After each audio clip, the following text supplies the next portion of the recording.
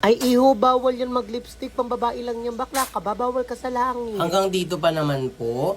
Grabe ng katoksikan nyo.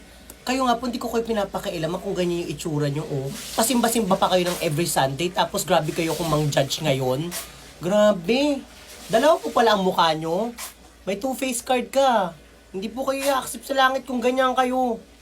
Ay, nabibilaw ka na pa yan. Meron po ako. Ito po, marami pa po to. Malinis ba yan? Huwag kayong mag-alala, wala po tong laso ni hindi po ako gaganti sa mga kasamaang binigay nyo sa pamilya ko. Kahit na mukha kang tox, ay naku, sarap durugin. Bakit ang tamad mo naman? Wala ka pang trabaho? Ay wala pa po kasi naghihintay pa rin po ako ng tawag sa akin. Kayo po ilan na po anak nyo? 4. 4? Lahat po ba yan tumulong sa inyo? Hindi nga po kasi masama ugali nyo. Okay, maglilid na ako ng prayer, ha? Huwag na po kayo. Parang hindi naman po totoo. Real or fake? Ako na lang po. Lord, sana po, patawarin niyo po itong mga kamag-anak kong nasa harapan niyo.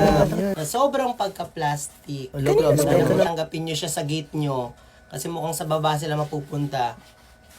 Amen.